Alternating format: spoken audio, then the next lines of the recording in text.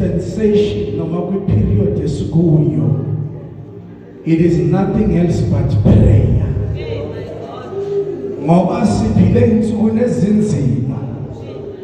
The devil has raised the standard of attacking abantu abasha, of attacking the church. For that matter, if there's only one thing as a survivors it is to be supercharged by prayer. Moreover, when we indulge into prayer, we are immersing ourselves. Atu Satan and amadimonu mabefika awufinyeleleki yini ndaba usana mbayiflomni.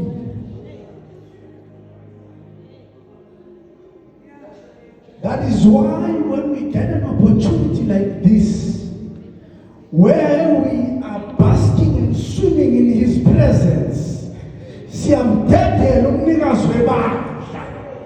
Ngoba ibandla kuselonela amadikoni, ibandla kuselonela ama-elder, ibandla kuselonela abafundisi, linomnikazi walo. Uma efuna ukwenza into siyamvumela.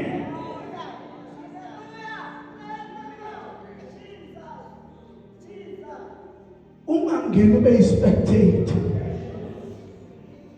Ngoba kuyabonakala ukuthi umoya ongcwele usemsebenzini. And when the Holy Spirit is at work, kuyoba buhlungu ukuthi imove mayifike ikudlule. Sanibona Kwathema. Siyabingelela egameni likaJesu. Revelations 22 verse 16. Revelations 22 verse 16. Omunye 1 Corinthians chapter 12 verse 4 to 10. 1 Corinthians chapter 12 verse 4 to 10. Kodwa uqala sifundele Revelations 22 verse 16. Umhleki wami uyaphila, umhleki wami, umhleki wami uyaphila, uyaphila, umhleki wami, umhleki wami uyaphila.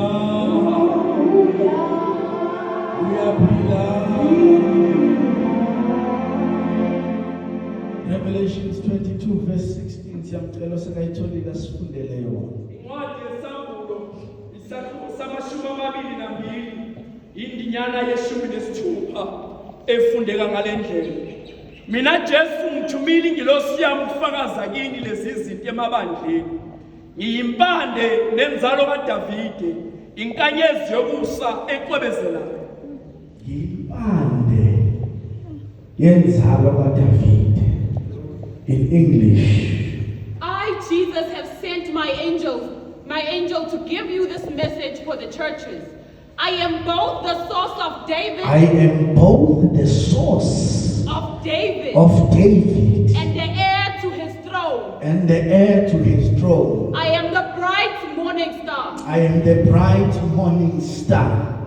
1 Corinthians chapter 12 verse 4 to 10. Incwadi yabaseKorinte bokuqala isahluko seshumi nambili indinyana yesine ukuya kweyeshumi ifundeka ngalendlela. Kepha kukhona izimpilo zomusa ezahlukeneyo, kepha nguye lowo moya. Kukhona inkonzo ezahlukeneyo, kepha yiyo leyo nkosi. Lalela-ke nansi indaba. Akuthiwa ukuthi yiwo lawo makhosi, kodwa kuthiwa yiyo leyo nkosi. Akuzange kuthiwa yibo labo moya, kodwa kuthe yiwo lowo moya. Funda mfowethu. Kukhona imisebenzi yamandla eyahlukeneyo, kepha nguye lowo uNkulunkulu osebenzayo. ngenzela ukuthi sizibambe ngoba uma sisuka siyagijima siyohlala phansi. Funda mfundo. Ngoba uyena umuntu osebenza konke kubo bonke. Kepha yinawo nalo uphiwa ukubonakalisa umoya kube ngokusiza. Ngokuba omunye uphiwa ngomoya izwi lokuhlakanipha. Kepha omunye uphiwa izwi lokwazi. Ngaye lowo omunye ukukholwa kuye lowo omunye iziphiwo zokukhulukisa kuye umoya munye omunye ukwenza imisebenzi yamandla omunye uprofeta omunye wahlukanisa umoya omunye ukukhuluma ilimi ngelimi omunye uhumusha ilimi. Verse 10. So full in verse 10. Funda only verse 10. He gives one person to perform the power to perform miracles, and another the ability to prophesy. He gives someone else the ability to discern whether a message is from the Spirit of God or from another spirit. Indaba yabantu abasha ila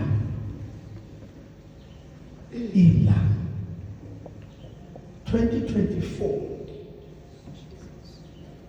we need an army of young people who are able to discern.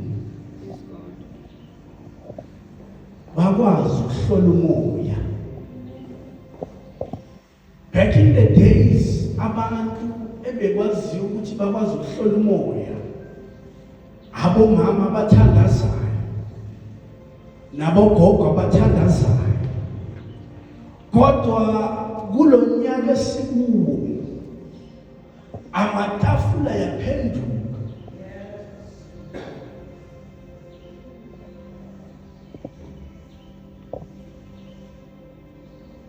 Emfuna sikubambe sesingena kulesifundo sanamhlanje ukuthi iziphiwo ziningi kodwa umoya munye. Ama-gift maningi kodwa umoya munye. Sikhonza sibaningi sisuke endaweni ezahlukeneyo kodwa kuyoba nzima ukuthi uma singene ebandleni uze nomoya wakho aze nomoya wakhe aze nomoya wakhe. That is why wathi uJesu mehamba wathi angishilo nyonishiya nomduduzi ekungumoya oyingcwele okunguyena who makes all these gifts to function. Ekunguyena who activates all these gifts ebantwini. Kuba kubike uma sikhonza bahamba abantu bayolanda wabo amandla bese nawe ebandleni angeke sikwazi-ke thina ukuhlala namanye amandla ngoba thina sibhilonga kwesinye indawo yamanye amandla. That is why ithinto kimi 2024 silwa i-altar nge-altar, silwa amandla ngamandla ngoba nakuso lesizukulwane sethu nowethu uNkulunkulu khona. Nakuso lesizukulwane sethu nowethu uNkulunkulu uzoyipela ulipende. Nakuso lesizukulwane sethu nowethu uNkulunkulu uzosiphakamisa inshohla. Nakuso lesizukulwane sethu nowethu uNkulunkulu uzosikhulula iphupho amehlo.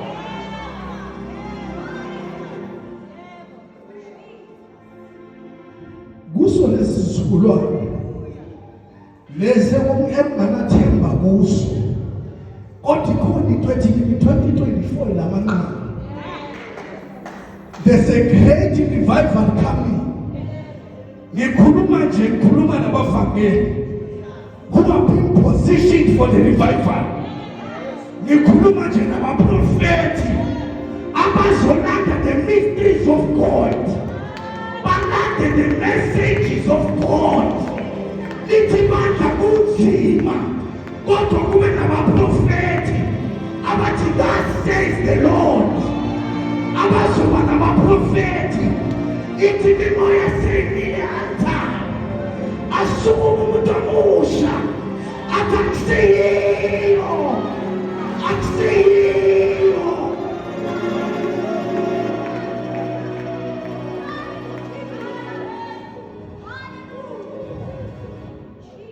Ikhona isource ekungumoya engcwele ezosenzisa zonke lezi zinto. Bathandekayo enkosini, ngizothi namhlanje uma siphuma ngaloyo mnyango ungavumi ukuphuma isource nakwembathisana ngamandla, ngoba kulonyaka ka-2024 shamandalaka librasomanda kashuta liyothi enda limile la libuye ey'ndaweni zalo, libuye kwenza into zalo, lifike lizoma phambi kwebandla. Ngiyacela ukuxwayisa uNkulunkulu walethu uzovela, uNkulunkulu walethu uzotomula akoshe konke okungafanelanga ukuthi kube kulethu. Bantu abasha, be ready.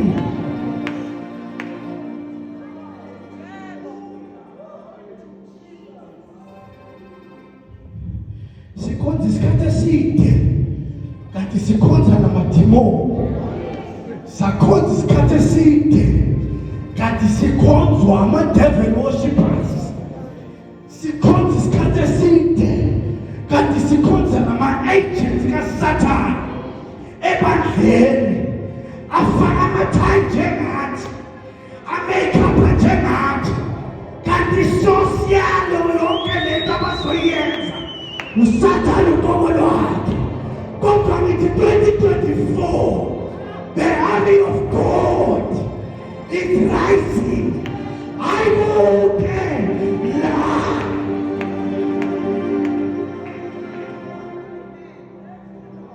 Lonyaka awufuna abantu abazoba casual, awufuna abantu abazobamba isidima, ufuna abahlali. Ngoba bene nakagibela athi mhlise umhlise. Nkosi Jesu,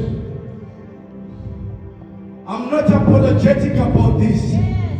Ngoba kusiyimo njengisho lokho, kodwa inkosi kusiza ibandla ukuthi libe into the right position, whether elder or tikoni or mama or baba, be in the right position. Ngoba le yindlu yenkosi inomnikazi wayo. Nkosi yami, the gifts ukuze zibe fully functional zenziwa umoya engcwele. So make it a point ukuthi kulonyaka you have the source ewumoya engcwele. You need to develop an intimate relationship nomoya engcwele. Akumelangani ngokudevelop relationships nabantu. Umuntu uyathathana, umuntu uyashiyana, kodwa ikhona indoda eyathembisa ukuthi ngizoba nawe lize liphelise phakade. Develop a relationship nomoya engcwele ukuze imimoya lesingayifuni uma ingena ukwazi ukudetecta. Ngoba for quite a long time sihamba ngeyiprofethi okade ezengqondo. For quite a long time sivumela abaprofethi baprofethe kanti uprofethi ingqondo yakhe.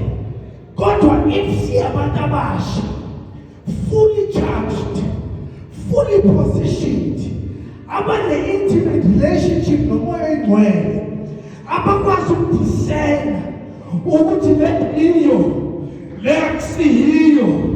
Angeke abaprofethi bamanga bahlalele kulendlu ebantwene lenkazimulo yalendlu inothixo wayo, lenkazimulo yalendlu ekwaprofethwa ngayo ukuthi eyokugcina it will be greater than the first one. Isikhathayo yiso lesi.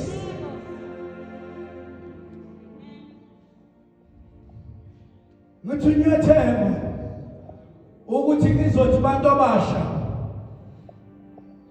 sesibe stagnant for isikhathi eside. I-growth yethu asiyazi noma iyahamba noma iyabuya. Kunama-source angene phakathi kwethu afunga ukuthi akayiphawu, kodwa namhlanje ngegama likaJesu ngihamba nomkhosi wasezulwini. Any source engene kulendlu ebengafanelanga ukuthi bekulendlu namhlanje yafa. Namhlanje ngithumela umlilo wezulu, ngithi mlilo ngothulayo, ngothula, ngothula. Asikwazi ukuhamba nesource yamandla sibe thina sinanawo amandla. Akusiwuke lo nkulunkulu osibizile loyo.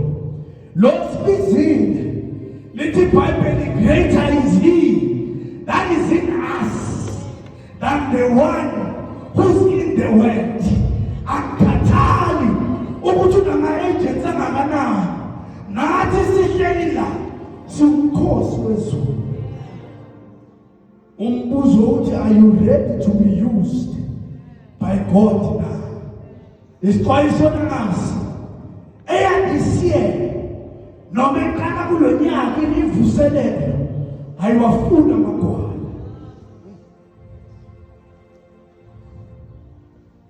Ayiwafuna amagwala. Lalela ixwayise ekaNkulunkulu into ayimenzi umtagelele, kodwa usebenza nge-authority. Ithi into mayihlala kuwe ukhulume lento into uNkulunkulu ayishoyo, ngoba kuyoba nabantu abayolimala nokulimala, abanye bafe nokufa ngoba badlala ngetebo likaNkulunkulu. Emmanuel, the God of this house uzosiveza 2024. The God of this house will expose things kulo 2024. Ngizosho lento ngishoyo ngoba imessage yawonke amabandla. Kunabantu abayothi uma begibela la bejwayele ukwenza izinto ngejwayelo, bejwayele ukwenza amanyanga, bayofela khona la. Akusabantu abadala kuphela. Awukwazi ukusuka la usuka khona uthi uzosihlabelelela, uzowoma la kwimike ningathi ngixwayisana. Awukwazi ukusuka la usuka khona uzodlala ikeyboard. I-altar kulo nyaka izokhuluma ngokwayo.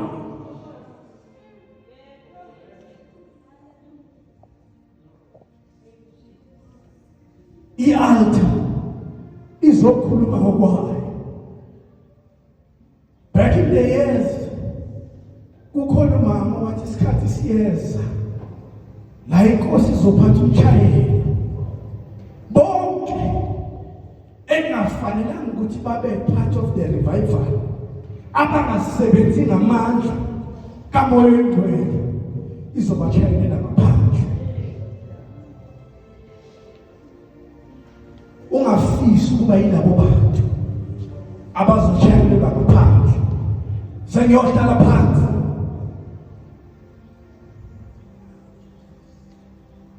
angeke sikwazi ukudetect imimoya if you do not have a relationship with the Holy Spirit. Angeke sikwazi ukwenza what God has said we should do if we do not have the relationship with the committee. Angeke sikwazi with the Holy Spirit. Angeke senze lezinto because we know the committee members. Angeke senze lezinto ngoba siyabantwana bakamama nobaba masilela. Kodwa lento ifuna umuntu ozovumela ukwembathwa umoya ongcwele. Ngoba umembathisa umuntu uphinda amnikeza amandla okwenza izinto. Umembathisa umuntu uphinda amnika authority yokwenza izinto. Umembathisa umuntu wenza loyo muntu kube uyena okhuluma what the Lord has said. Ebangcwele isikhathi sokukhuluma ingqondo yomuntu sesiphelile. Isikhathi sokuhamba nezinto zabantu sesiphelile. Nansi-ke isikret lithi iBhayibheli akunamGriki akunamJuda, kunento kamoya ongcwele, akunandoda akunamfazi. Sonke we are fully armed for the move of God. Nawe ufake iskate ungaprofeta, nawe ufake iskate ungafanela, nawe ufake iskate ungama uthi this is what God says. Ngoba lento ayinamGriki ayinamJuda, inabantwana bakaNkulunkulu abembathiswa amandla to work in these last days, abembathiswa amandla to work in his great revival, abembathiswa amandla to work kuyo indlu kaNkulunkulu. ayinamGriki ayinamJuda ayina-age. Kuyoba buhlungu lokho kushiwo eBhayibheli ukuthi the first shall be the last and the last shall be the first. Kuyoprofetha abantu abaqeda ukungena endlini simangale ukuthi baprofethe kanjani. Laba abadala bathi siyayazi thina lento, laba abadala bathi siyamazi uNkulunkulu. Ebazalwane uthi upon after sekabhalile 12 books, I want to know him. Paul kanjani ngoba sobhale 12 books lendoda ayikayedwa. Lithi iBhayibheli amakherubhi namaserafi umejika babona uNkulunkulu omunye, umejika babona uNkulunkulu omunye, umejika babona uNkulunkulu omunye. Wena usho kanjani ukuthi sowuyamazi?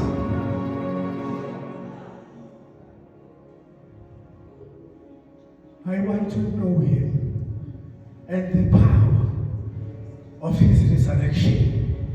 For quite a long time, silalela kushiwo ukuthi le generation asiyazi yophelelaphi. Ngizona ashora abantwana basekhaya uNkulunkulu wethu mkhulu akaguquki futhi akashintshi. The very same God owasebenza kogogo is the very same God esihamba naye.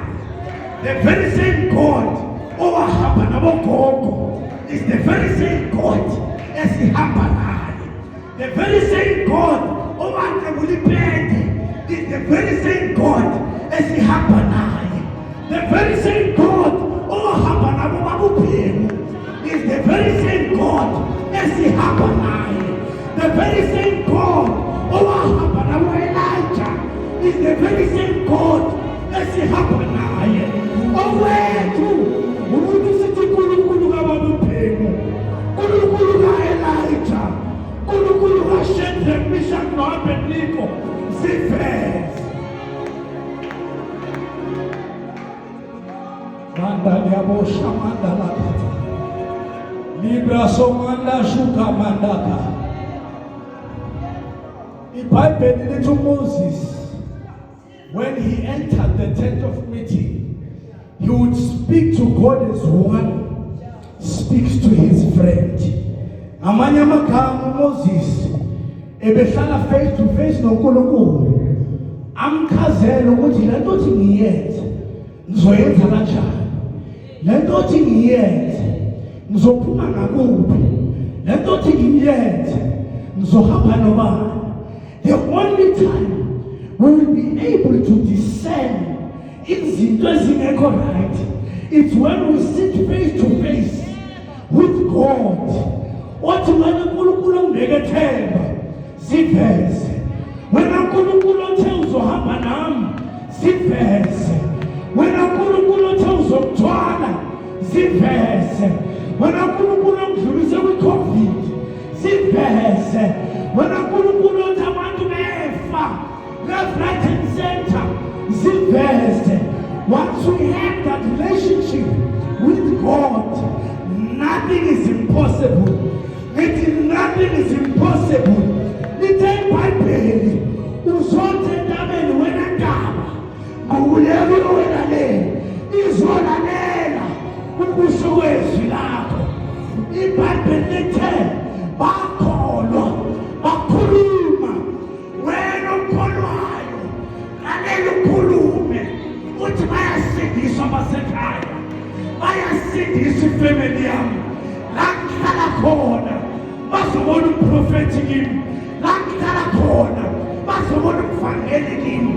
The very same God who was, is now, and will forever be. Now isikhathi esizayo, we need to be mindful of the source. Yezinto ezenzeka ebandleni, ibandla kusele ndoda elikaNkulunkulu. Ngizothi ibandla laseThema, bantu abasha, be ready to be used by God. Sikhuluma nje ngihlekimela kunama prophecies inkosi eyakhuluma kudala la kodwa ngenxa yokwesaba abantu abasha bakwazi ukukhuluma those prophecies ngoba batshelwa ukuthi into prophet yabantu abadala angikhumbuli lisho njalo iBhayibheli. Ngizothi baprofethi bakaNkulunkulu, your time is now. Lithi iBhayibheli, in the last days God will raise young men and young women who will prophesy. Akubhalwanga age kulela verse, kodwa lithi young men and women who will prophesy. Umuntu oprofetayo, umuntu osendaweni, umuntu oprofetayo, umuntu connected with God, umuntu oprofetayo, umuntu onganukelwa iphunga umehamba, umuntu oprofetayo, umuntu ohlala in the presence of God afuna ubuso bakhe, umuntu oprofetayo, umuntu ona relationship noNkulunkulu, hayi abantu.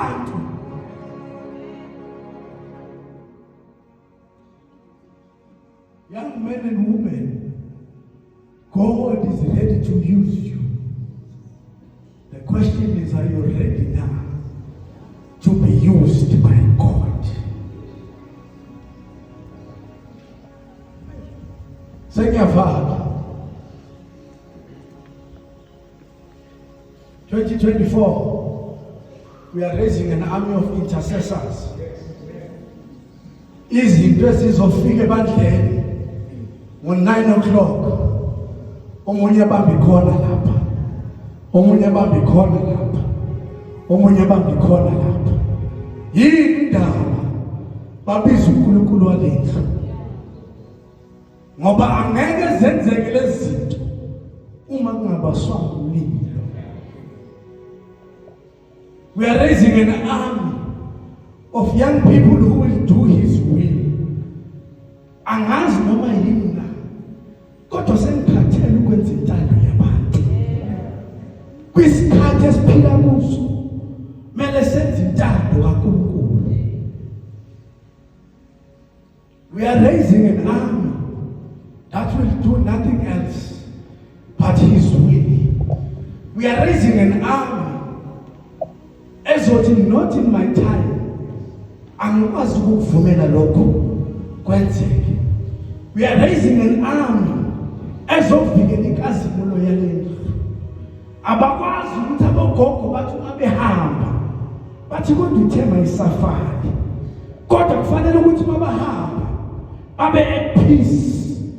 Ukuthi kulesikhathi esihambe ngaso beyikhona igeneration yomlilo.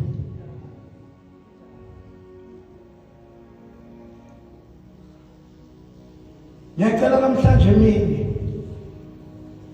ningivumele sengihlala phansi ukuthandaza nabantu abasha abazothi Lord one sharpen my spiritual connection with you.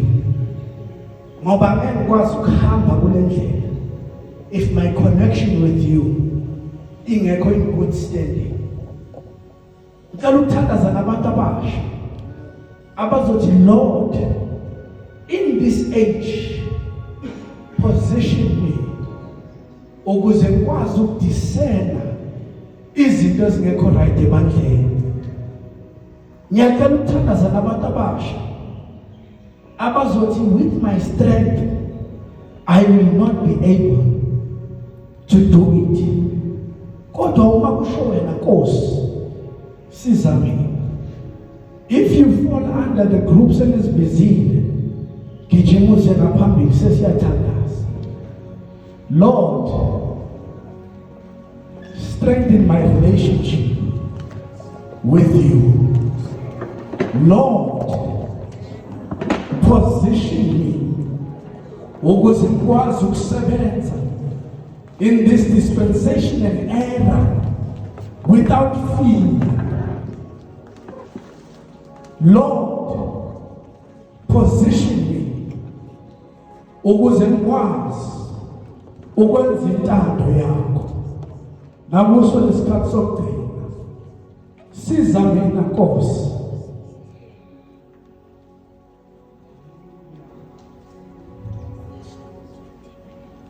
Njengoba nime la phambili, I wish to prepare you ukuthi lento iwafuna magwala. Kodwa I will continue to emphasize ihamba nenhlonipho. Ihamba nenhlonipho.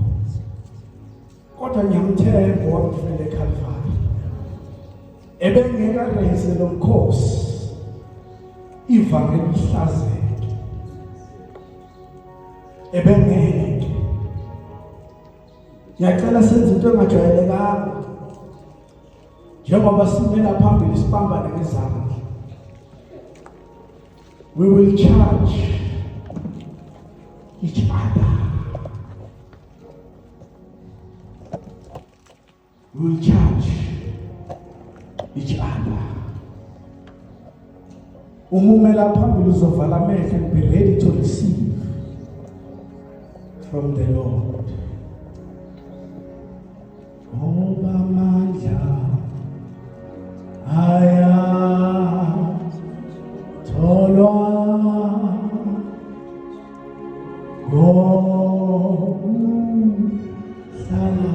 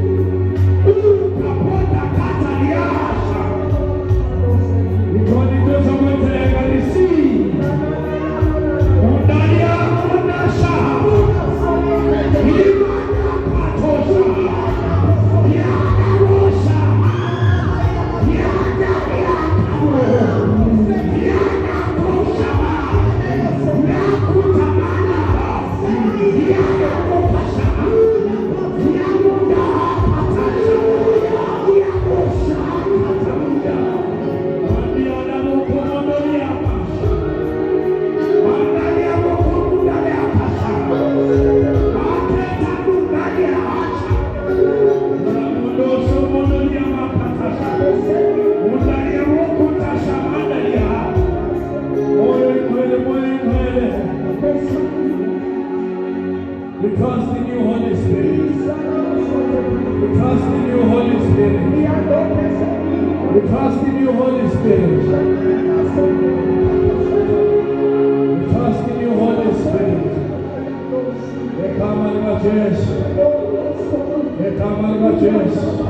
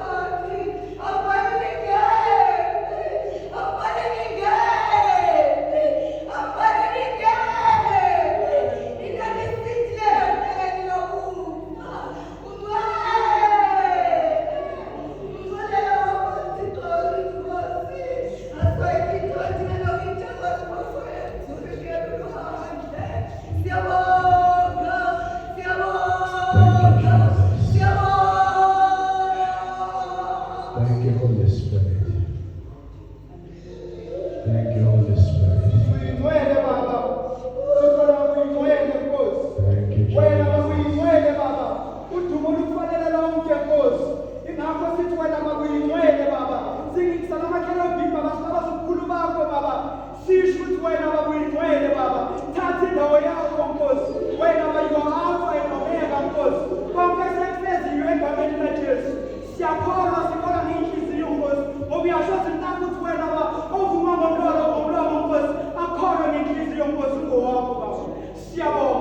Thank you, Jesus. Wenolalelwa zizitalwa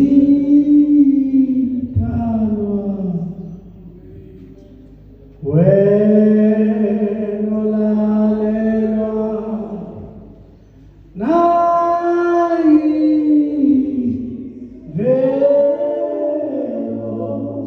wenolalelwa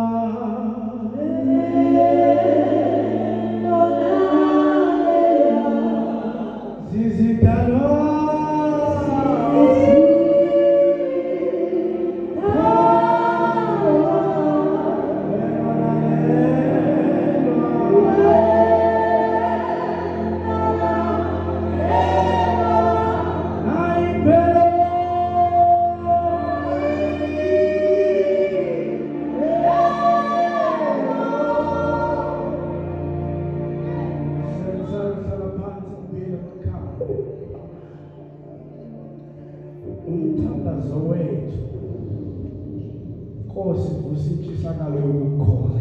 Yebo. Umthandazo wethu ukuthi Nkosi lama miracles owenza nangathi usengawenza.